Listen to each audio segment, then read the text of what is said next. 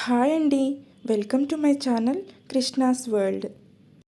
ఈరోజు నేను ఈ వీడియోలో చాలా హెల్దీ అయిన చుక్కకూర కర్రీని ఎలా చేసుకోవాలో చూపిస్తున్నాను. ముందుగా స్టవ్ ఆన్ చేసుకుని ఒక ప్యాన్ పెట్టుకుని కొంచెం ఆయిల్ వేసుకోవాలి.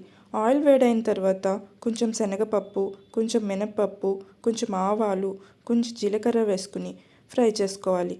ఇవి ఫ్రై అయిన తర్వాత దీనిలోనికి ఉల్లిపాయలని, పచ్చిమిరపకాయలను వేసుకోవాలి. ఒక పెద్ద ఉల్లిపాయను ముక్కలుగా కట్ చేసుకుని 2 పచ్చిమిరపకాయలను తీసుకుని వేసుకోవాలి.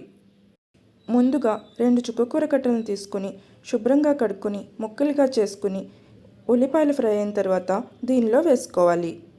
దీన్నంతా బాగా మిక్స్ చేసుకుని మూత పెట్టుకుని బాగా ఉడకనివ్వాలి.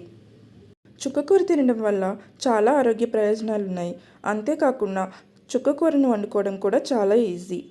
ఇది కొంచెం మగ్గిన తర్వాత దీనిలోనికి కొంచెం పసుపు, రుచికి సరిపడా ఉప్పుని కూడా యాడ్ చేసుకోవాలి. అదంతా బాగా మిక్స్ చేసుకుని మూత పెట్టుకుని ఇంకొంతసేపు ఉడకనివ్వాలి.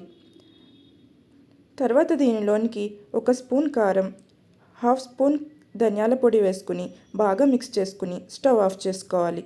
అంతే, ఎంతో ఈజీగా చేసుకునే చుక్కకూర ready.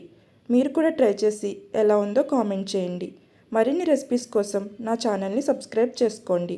Thank you for watching.